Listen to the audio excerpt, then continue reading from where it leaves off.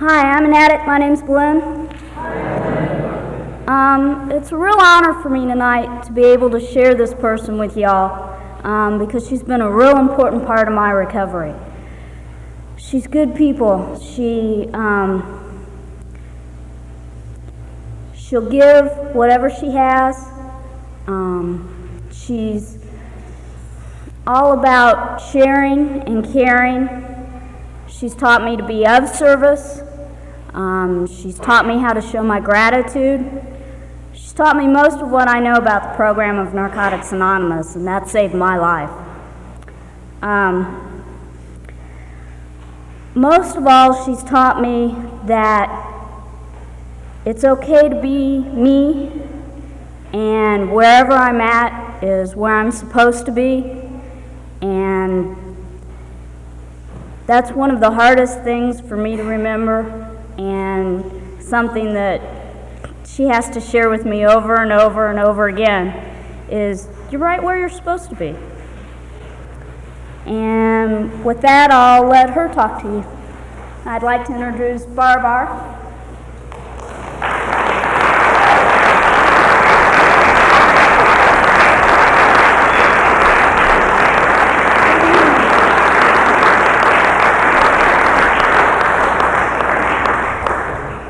Thanks, Blynn.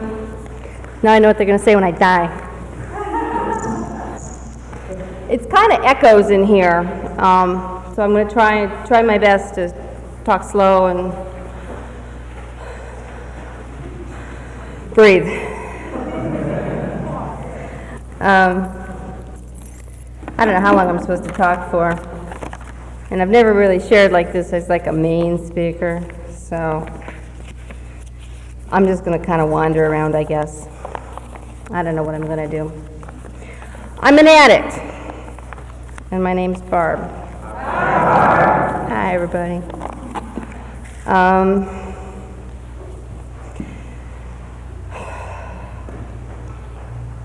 want to take a moment to remember all the other addicts that have suffered before they got here and since they got here, and other speakers that have gotten up here and spoken, and some of them have gone back out and used.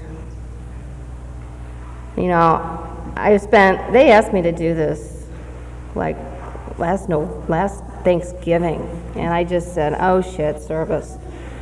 And I said yes, and now here I am, and it's service, you know. We have to give it away to keep it. We have to be willing. We have to do what's asked of us. I'm a lot more comfortable doing workshops, you know, give me a topic and I'll just talk forever. You know, and it's funny because at my home group, you know, we've got this thing, you can only talk for a few minutes because you got to give everybody a chance, and I'm like chomping at the bit most weeks. Most meetings thinking, oh, I could talk about this forever and ever, and I've got all this stuff to share, and now I'm like, where is it?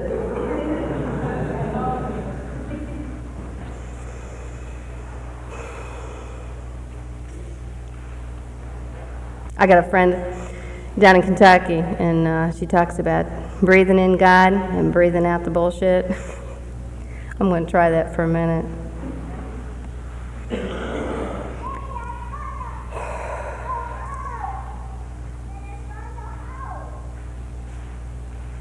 I don't think I want to talk about using tonight. Everybody here is used. Everybody here knows what it's like. This has been such a wonderful weekend for me. This has been placed in a point in my life where I needed it, and I didn't want it. The last thing I wanted was to take a break and do something good for me. The last thing I wanted to do was to come and be of service and share and do all that good stuff. If I had it my way, I would be real obsessive and controlling and get done what I thought needed to get done. And my higher power is so evident in my life today, so obvious. Sometimes it's scary because I feel like my higher power is right here. I just finished up working at my job Friday. It was my last day of work. I've worked at this institution for 5 years, and I put in my resignation, 2 weeks ago. And Friday was my last day. And I've had a lot of feelings about that job. I've learned a lot. I have grown a lot. And like a good addict, I've done it mostly out of resentment. A couple of years ago in my job, I was complaining and bitching. Excuse me.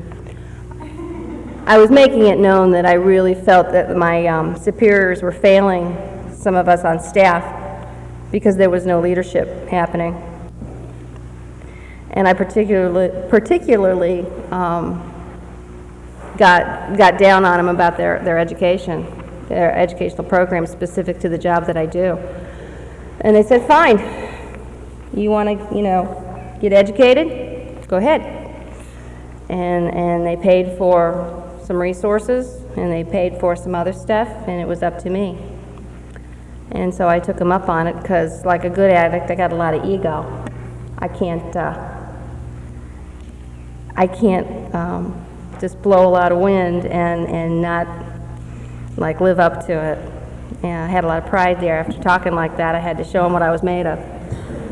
So I got this special certification in my job this last year after working real hard at studying. And the leadership still wasn't there. And the personnel got worse. And we made a decision, and we're moving. I'm moving out of my hometown, we're moving out of our home state, and we're going far away to a place that we've chosen to go to a place where we've researched the fellowship, to a place where I've got a job, in a place where I can work with people that also have my education, and I can continue to grow there. And, that all came about as a resentment. That all came about because of basically a character defect. But because of the program, Narcotics Anonymous, because of being clean and being active in meetings and service and walking this walk, I learned how to do it out there too. Thanks, HP.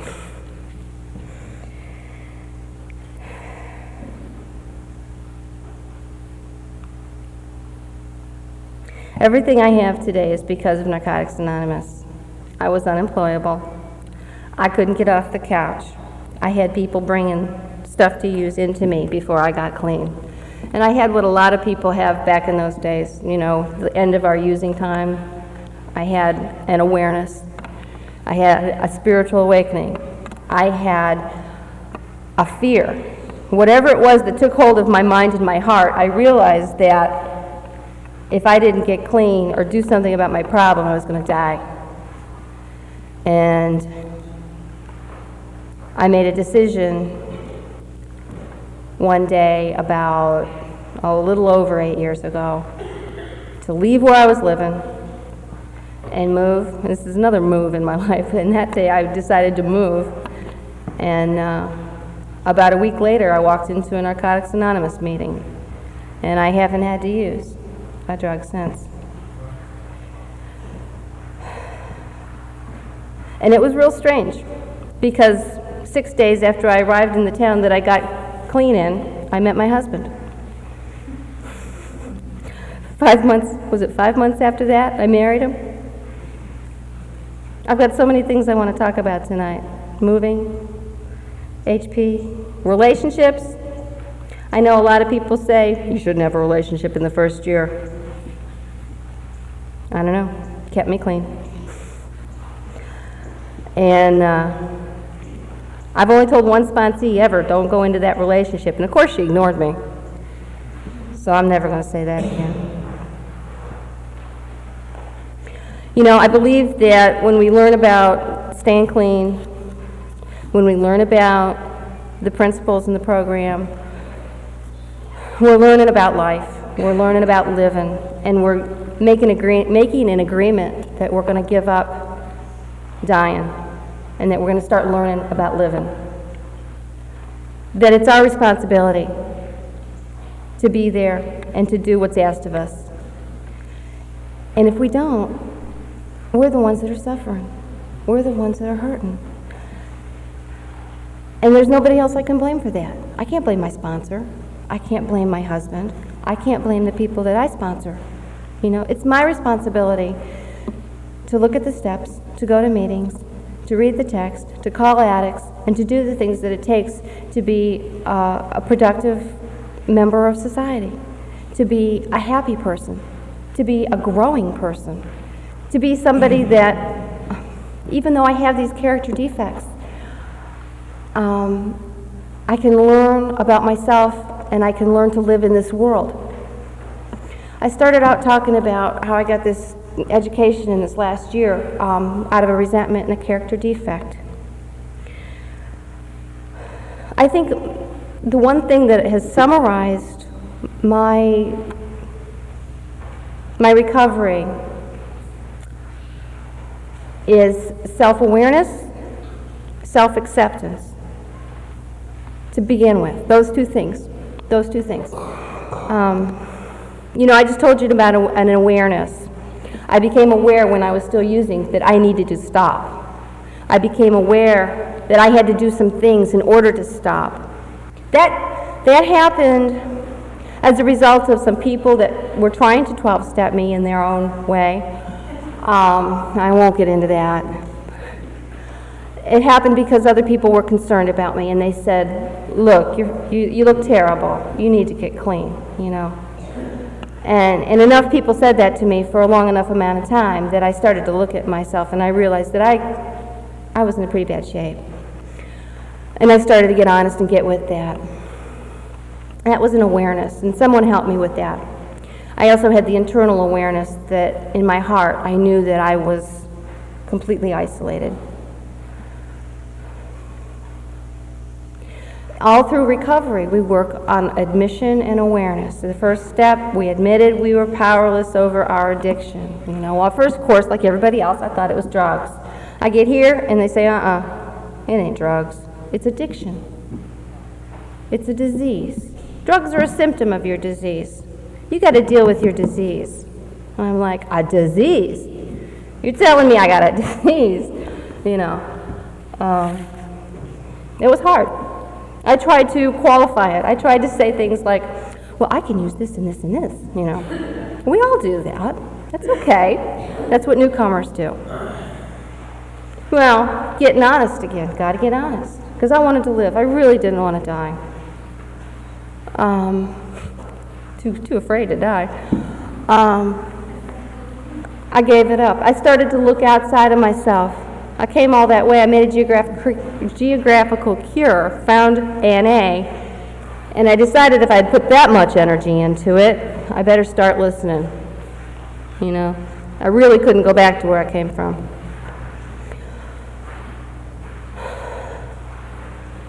I had to admit that I could not use, no matter what. I could not successfully use, that I was a failure as an addict. I had all these ideas about who I thought I was when I got here.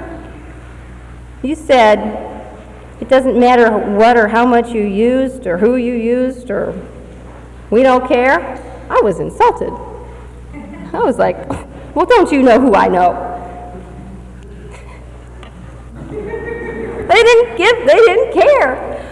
What we care about in NA is what we're going to do about our problem and how the fellowship can help us. All that other stuff doesn't matter. So I had to get with all that. I had to admit all that stuff. I had to learn how to accept it, and that has taken years. And sometimes I still have to work on accepting the basic stuff. I'm an addict. I'm not going to change. I'm not going to change that fact. On and on with the steps, coming to believe that a power greater than ourselves can restore us to sanity. Well, that's not so rough. I knew I was insane. I take a look at my using behavior, and that was very insane. I was killing myself. It was a slow suicide, and that really wasn't difficult for me to believe or to accept. The part that was hard for me to accept in the second step is that I, too, could be restored to sanity. I could see everybody else. Oh, yeah, you're worth it, but not me. I still do that today. I still, in so many of the things that I do sometimes, I still show that I don't completely believe that sometimes. I don't think I'm worth it. When I was studying last year for this test, I kept putting things ahead of my education, and it proved to me that I didn't really think I was worth it. It's like those little self-defeating things we do. Well, I had to wash the dishes. Oh, bullshit. You know, what's more important, studying or dishes? We started buying paper plates. Okay? I mean, let's get real here. I was real tempted to do, there's all kinds of examples. Someone else this weekend was talking about driving fast, would drive fast and crazy and not wear a seatbelt when they were alone in the car, because they didn't feel like they were worth that. They put a dog in the car, and they'd slow down. I too can be restored to sanity. I'm worth restoring to sanity. It's very hard for me to accept that fact. Making a decision to turn our will and our lives over to the care of God. I made that decision. I made that commitment. The part about God as I understood Him, I left for later, because I didn't understand a thing about God. It was after my first year clean when I took this step. But I think that's okay. I made the decision to make that commitment, to try to do that, to turn my will and my life over to the care of God. Now we get into looking at who I am again. This searching and fearless moral inventory, this step 4, this big bad step 4.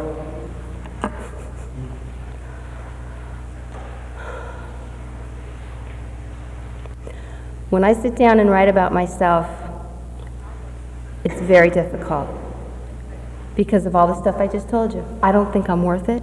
I don't think I'm any good. I don't think I'm good enough. This is the disease of addiction I'm talking about. This is what the disease is in me. So to sit down and to write about myself is a monumental task. The first 4 step I did, I didn't think I was worth taking a lot of time to do it, so I took a weekend. I wrote from Friday night to Sunday afternoon, straight. I slept like 6 or 8 hours, all weekend, and I did it.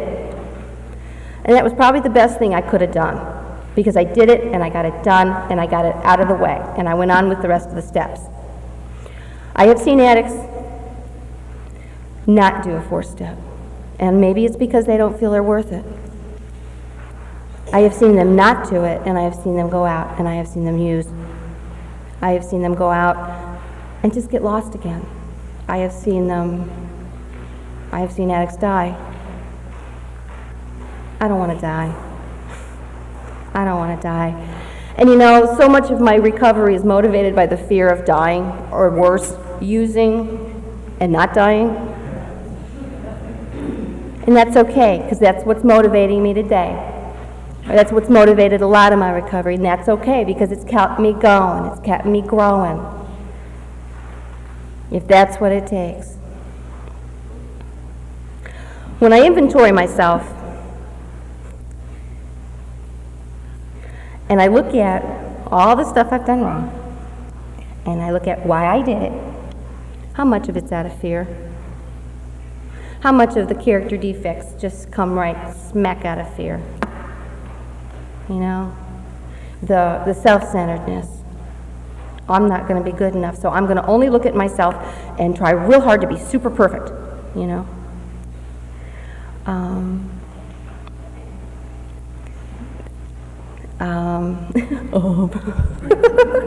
Fear. I was talking about ego at the beginning.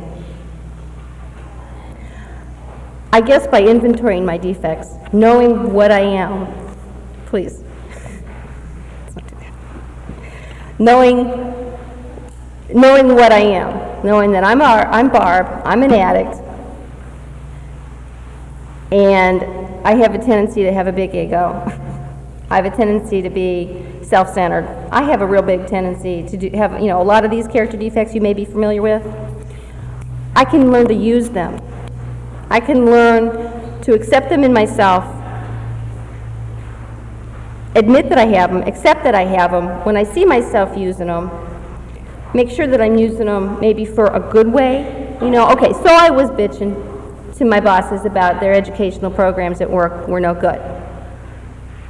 Well, that's not the greatest thing to do. But I kind of like put my money where my mouth was, They gave me half a chance. I got myself educated, and then I gave it back, because then I became the education chair at work. The committee, committees, we love committees, so I did some service work at work, and was able to give it back. I'm real obsessive. I'm real crazy about a lot of things sometimes.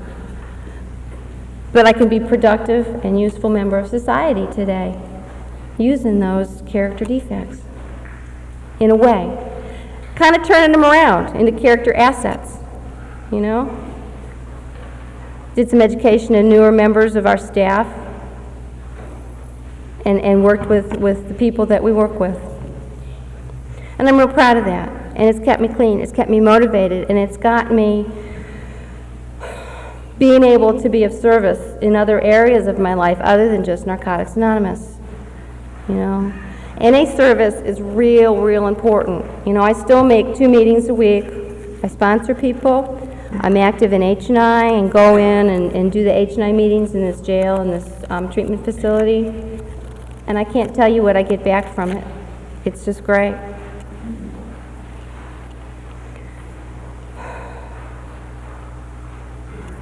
Admitting to God and to other people the exact nature of my wrongs is a hard thing to do. I remember when I did my 5th step the last time. I still cried the last time when I repeated my full birth name to my sponsor. I just have so much trouble with self-acceptance. It was really easy when I got clean, because I changed my name in 5 months. I could be somebody else. I didn't have to find out who I was exactly. I could make up a new person, the recovering person.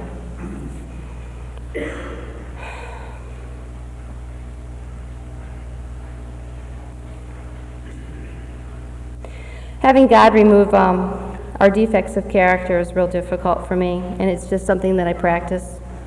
It's just something that I try to do a little bit of every day.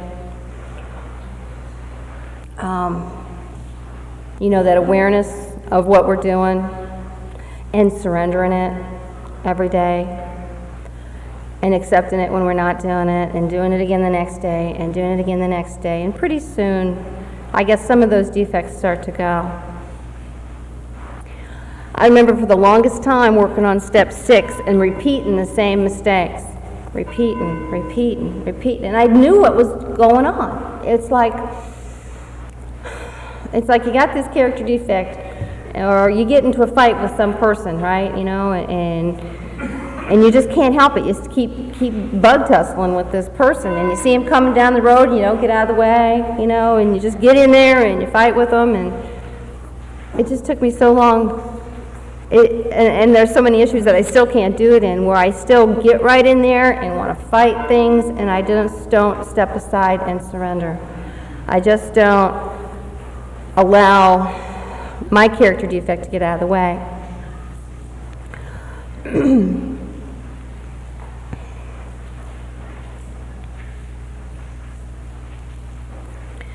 Oh man, I'm starting to block up here. I'm getting real nervous.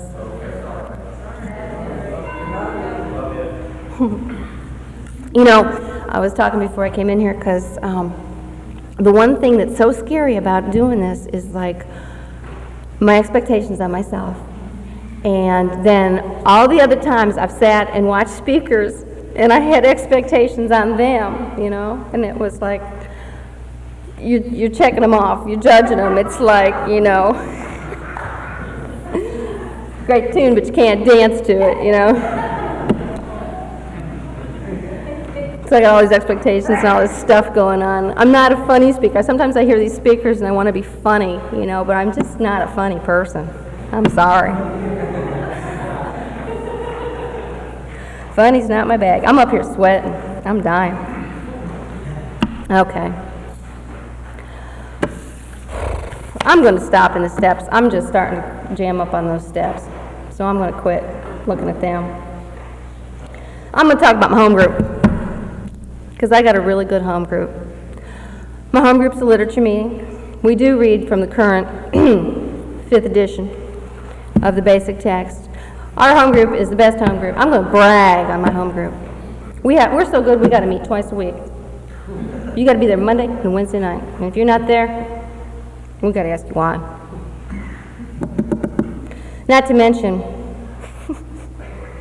it seems like just about every Monday night you got to be there early for some kind of business meeting.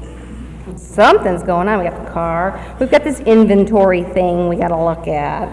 We've got, oh, did I mention we're having a picnic? We're having a picnic, June 4th. You're all invited. Come down to Bloomington. No, I'm really kind of sad to be moving and to be leaving our home group. In the town, in the area that we're in, it feels like it's been a real struggle to be a member of Narcotics Anonymous, to be what I've called, has been called all kinds of things, a purist, a clearist, a zealot. I work in a Narcotics Anonymous program.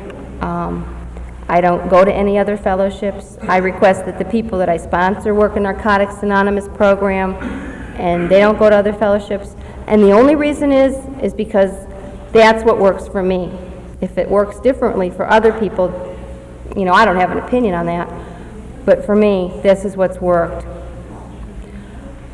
All my life, I kind of have no ethnic background. I'm just plain old white American female, you know.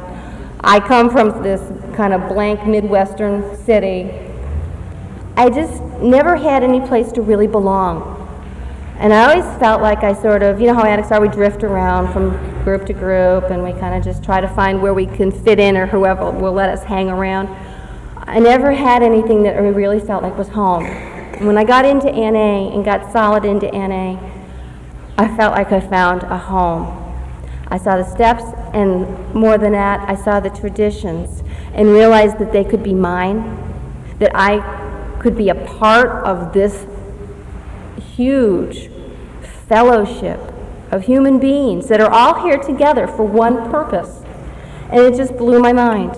And the other thing that really blew my mind was that they wanted me to help out.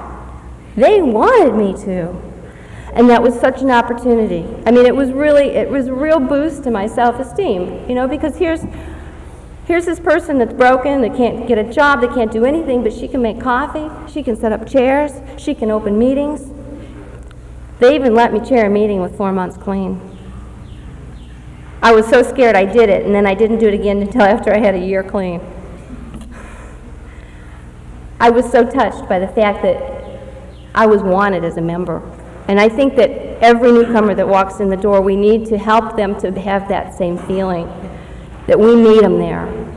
You know, that newcomer coming through the door could help me someday when I'm that close to a relapse. They're not just some newcomer that doesn't know anything. You know, that's our fellowship walking in the door. That's our lives.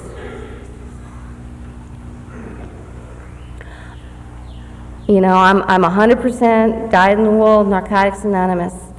My husband and I were looking at going to another part of the country to move to, you know, for our jobs and to raise a family and all that kind of stuff.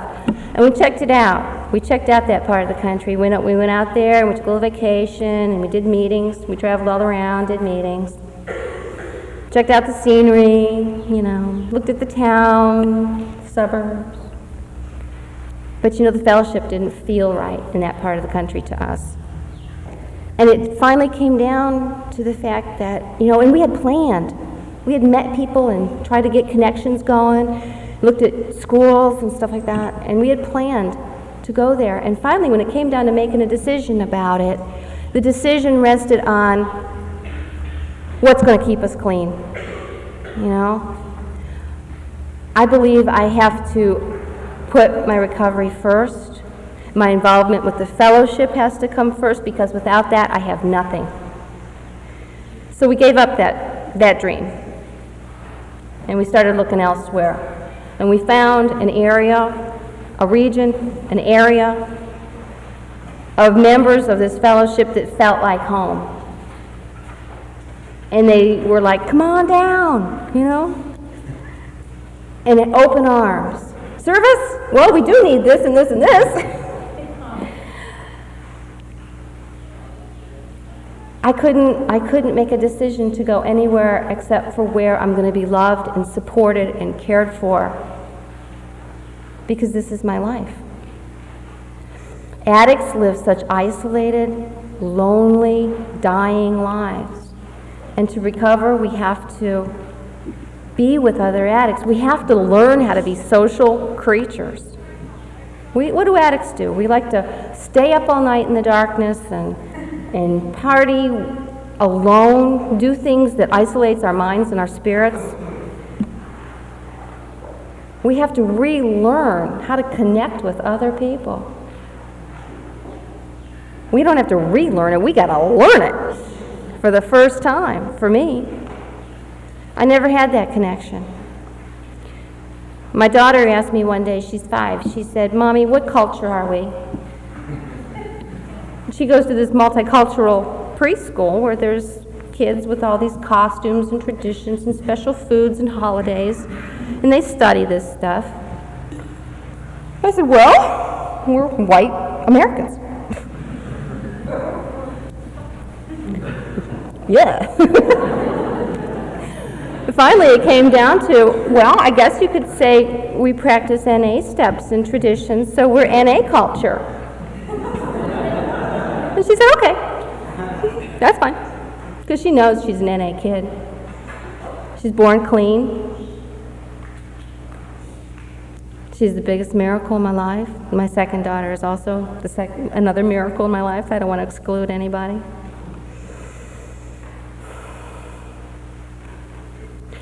I don't know. The sky's the limit, you know. I've heard a speaker share that one time, and we come out of the bottom of society, and we put ourselves there. The disease puts us there, but we keep ourselves there, you know. And addicts can really achieve some of the most amazing things. When you look at the recovering addicts that you know, that are living life and are happy and glad to be alive, that's a miracle. That's a miracle. You know, and today it's like, I'm not just, okay, I'm going to be honest. I'm not up here all the time. I'm kind of here, you know. I'm kind of ducking and weaving on the air currents a lot of days. And it's been real tough for me lately. A lot of stress going on, a lot of ethical kinds of things that are real tumultuous inside. But you know, we can learn how to live not just in our own skin, we can learn how to delight in living in our own skin, to be happy, to be creative, to grow. And it's just from practicing steps and living by traditions. We don't have to be chased around by guilt or remorse or fear. We don't have to be unless we choose to be. It's taken me a lot of years in recovery, and this is a big issue with me. I keep thinking I should be farther along than I am. You know, when I was first clean, my sponsor had about as much clean time as I do now. My first, yeah. And God, she was up here. She was standing on a mountaintop. And now that I've got that much clean time, I realize I keep judging myself by what I thought someone else was. It's very hard for me to accept the fact that I'm only this far along in recovery, you know. when I want to be this far along in recovery. You know, I want to be happy all the time and pain-free, and I'm starting to realize something. That's not living. That's not what human beings are when they're living. That's what a drug does to you. But then you come down. But, you know, that's that addict thought that, you know, I'm always going to be happy. I'm always going to be happy. Things are going to be easy street. When my ship comes in, that's not living. Living is going through all the shit that we got to go through on a daily basis and being tired, and the kids are cutting teeth, and you don't want to put up with the stuff at work and getting through it. And then you come to a beautiful retreat like this, and you're cared for and taken care of, and you hear other people talking spiritual things, and you get to share and relax and be good to yourselves and nurture yourselves. And then you get to grow a little bit once you get enough rest, you know. This is like our payoff for me this weekend. It's great. I've just really enjoyed it. You know, but I keep judging my insides by other people's outsides. And that's not fair to me. It's not fair to them either. It separates us. Only by sharing honestly about where I am and who I am can we break down those walls and those preconceptions.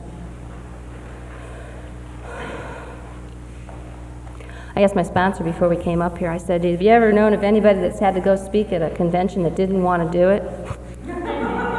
She said, oh yeah. Oh yeah. I'm right where I'm supposed to be.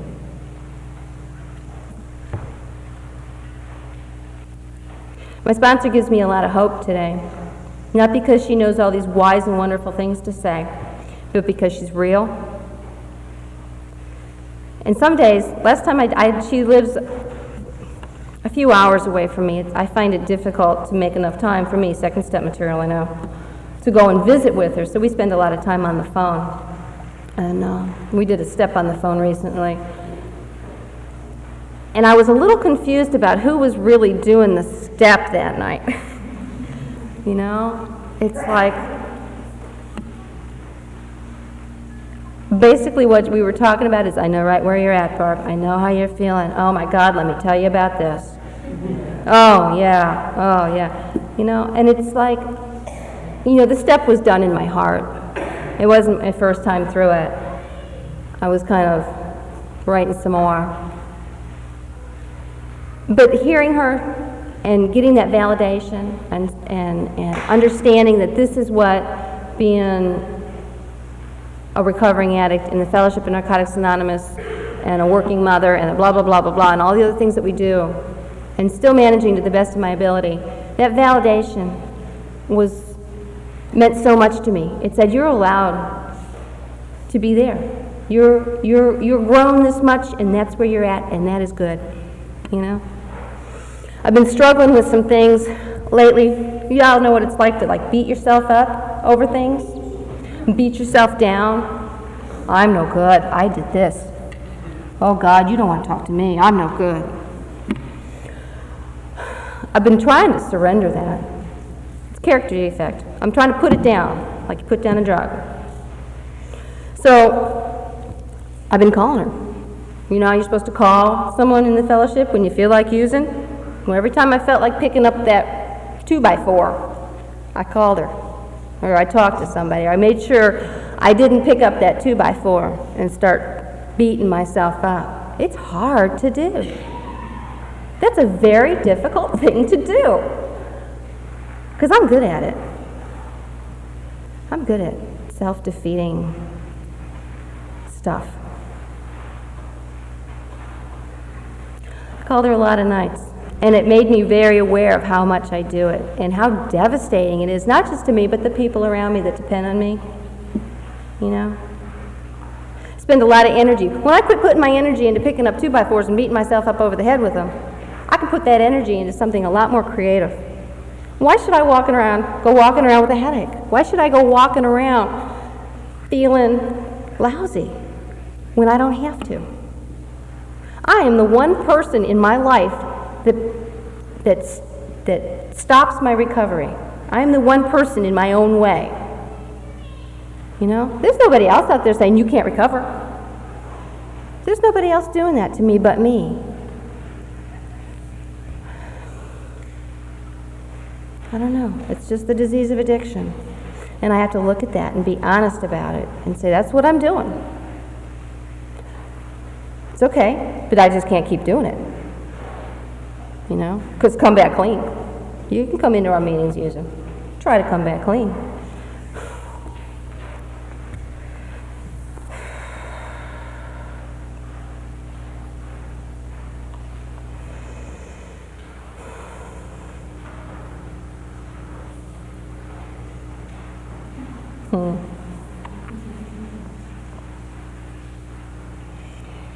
Well,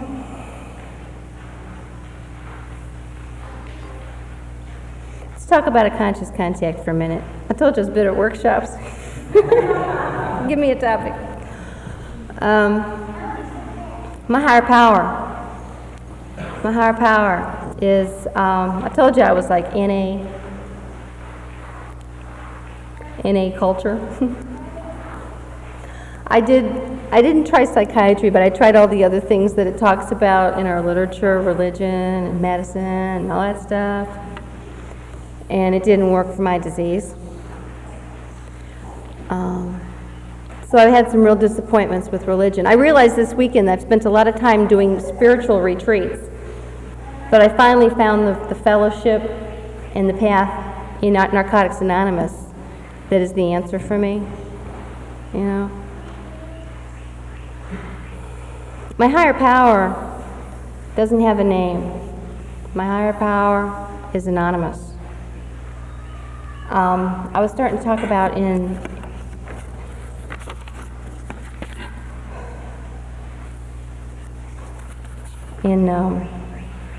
the God as we understood him, and I don't understand God. I still don't understand God, but God is very evident in my life today. I can't sit down and say that my God is this or this or this or that, has these attributes. I know my God is loving because like the convention says, we grow with love. I have grown since I've been here. My God is greater than I am because I could not have planned this. I could not, in my wildest dreams, have figured this one out. I can't wait to see what else is going to happen. And my God was there when I was using and getting me ready. I am grateful today that I'm an addict in recovery in Narcotics Anonymous. And I am so grateful that I was a using addict and that I felt that pain. And I became willing through that pain, and that pain motivated me to change. If I didn't go through that in my life, I may have never found this spiritual path. If I didn't get so tired of myself and look outside of myself for something else, for another direction, I may have lived my entire life without knowing anything about my higher power. I have some sisters, some biological sisters, and they don't believe in any kind of spiritual or religious anything. And I feel like that is so sad. But I've gone through active addiction and now I'm in recovery. And it's like, I feel so special to be an addict, I don't know if I can completely describe it. You hear people talk about being grateful to be an addict, and you think, what? But it's really exciting to see and to look back over my clean time and the events that have happened in my life clean and the events that have happened in my life before I got clean and see that they've led me here to where I'm at today. And I like where I'm at today. You talk to me, I'm not always real happy about it, some days, but I like where I'm at today. My life is full, it's exciting, it's never dull. And it's full in a spiritual sense, you know. I got real caught up in a lot of things, what with this moving and going to another area and region and all that stuff. And I had to get down, and I was praying one day, and I was praying about all this stuff I had to do and all these responsibilities. And then it reoccurred to me that the only thing that really matters in life is my connection with my higher power. And when that's in line, everything else is going to fall in line. Whether it's nice and neat and tidy or not, who knows, you know. But the rest will take care of itself.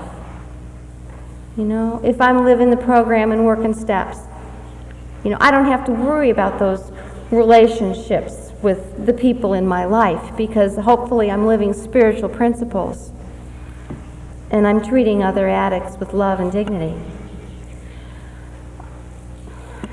You know, Power and Light Company will be fine if I don't worry about them.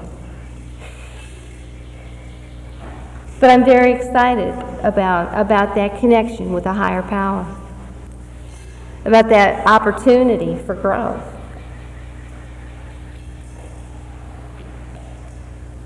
My God's anonymous, because I feel like sometimes when I look at my recovery and my life, I don't know anything. How can I limit my higher power with what I don't know? You know? Going back to my daughter, I've tried to teach her a little bit about God, what I know of God, which isn't much. So I just tell her God is God is what you feel right here, and she can relate to that. And God has gone through a couple of comes back from school some days and she hears other things and she tries those on for a while.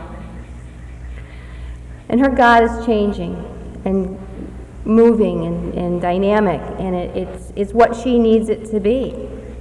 One day I asked her about her higher power, and she said it was a little girl. Because she's a little girl, and it made sense. Hey. You know, I get caught up in worry and fear a lot, and then I remember step 3, and I remember that I'm putting limits on my higher power again. When I take those limits away from my higher power, anything is possible.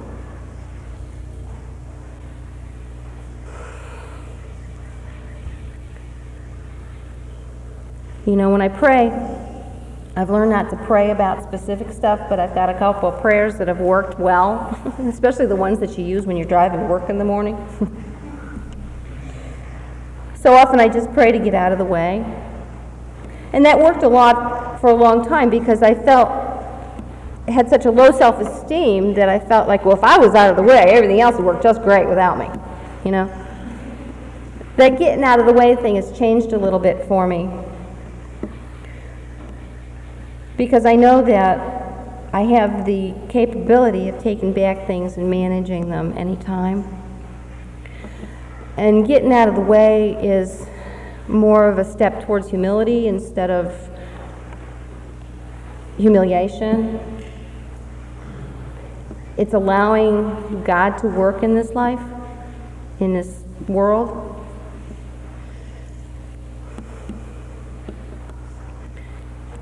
I find that I'm doing things in my life today for a conscious contact with my higher power that I never really thought or set out to do as that specific purpose. I don't meditate like the 11th step says. Well, I mean, I don't meditate like a classical sense of meditation. I don't get alone and quiet in a room and meditate, because who's got time for that? Basically. Maybe, you know, and I don't say that I can't do that, but right now in my life, I accept the fact that I have many, many responsibilities and a lot to do, and with little kids, you just are lucky to lock the bathroom door. And but I've learned how to meditate through other things. I took up a regular exercise program. Well, it was before I got pregnant with my last little girl. And it was just walking in the morning, you know. And I found myself, when I didn't do that, my days didn't go as well as the days when I do that. After I had her, after I gave birth to her, I started running. You know how that is. And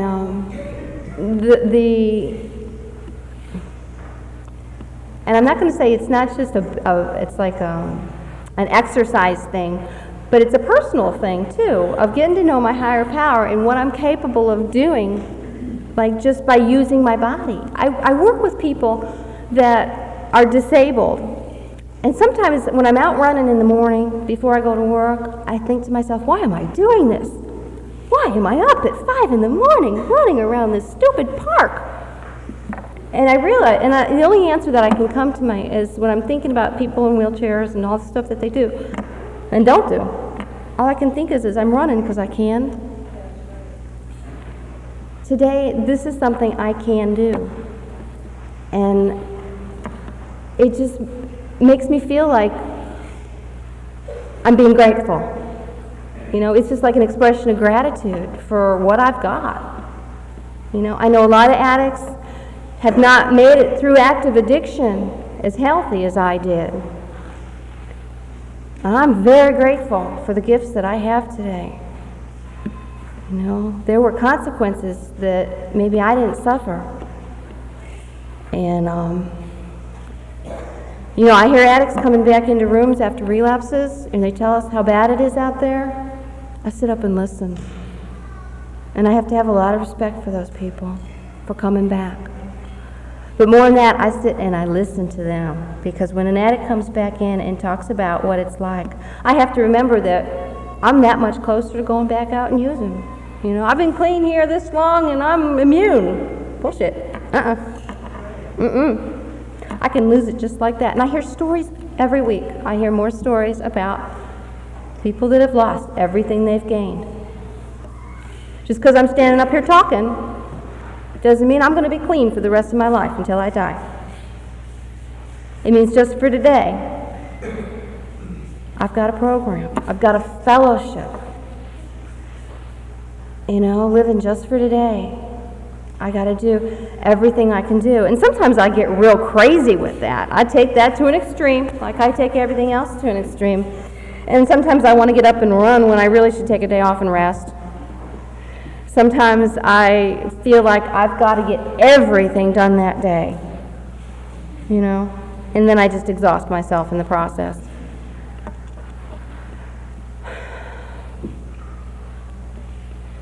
But I try to be aware of that today and accept myself with that today. And more than not, I go to bed at night and I don't lay awake worrying. I don't lay awake thinking about this or that. I go to sleep. I go to sleep. And that's something I could never do using. And early on in recovery, I couldn't sleep. I remember months, years. I'd lay there in bed and recite the steps in my head. The Serenity Prayer. Anything I could think of to get my head to shut up. I don't have to do that today. I guess it's because I'm fairly comfortable with who I am and where my life is. I don't have the fear, and I don't have the self-pity, and I don't have the shame chasing me around all night long like I used to. And it's just by working steps. Going to meetings, reading the basic text, calling other addicts and getting honest. Absolutely honest. It's a very difficult thing for addicts to do, but it's essential. We have to be honest. If we're not honest, then how can we relate to each other? Another thing I like to talk about is honestly listening. In my home group, we've got some newcomers, and I love them. And they keep coming back. And I remember being there. And sometimes you have to, on the side of my basic text, because this is something I had to do for myself. I wrote, it's a text meeting, so we always have the books in front of us, right? I wrote, practice listening. I wrote that there for me, because I have the hardest time listening to what other addicts are saying. My head's off down the road, thinking about this, thinking about that. I got a little laundry in, I got to put it in the dryer when I get home, and then I got to pack lunches, and I'm in a meeting. I'm supposed to be listening to this other addict share their experience, strength, and hope. I'm not thinking about peanut butter and jelly, you know? We can only relate to each other and we can only recover if one person is speaking honestly and another person is listening honestly. Listening and remembering about anonymity, not sitting there judging who's talking and what they're saying and how come they're saying it and what they're going to say to them after the meeting.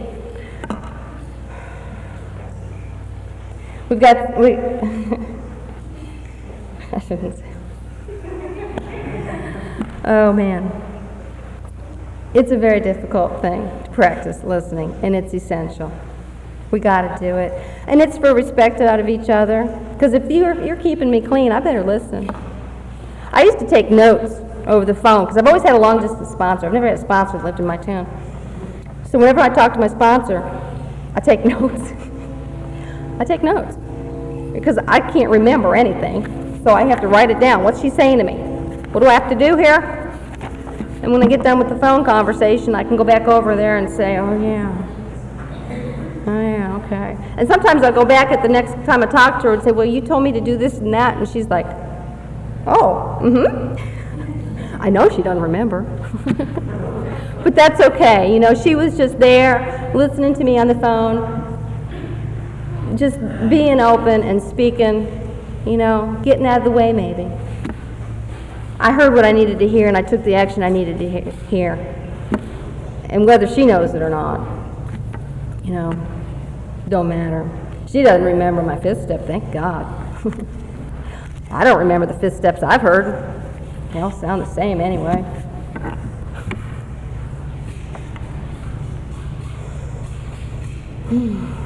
Well,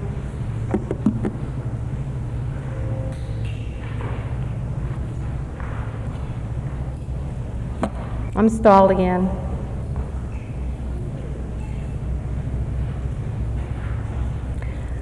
Our way is practical.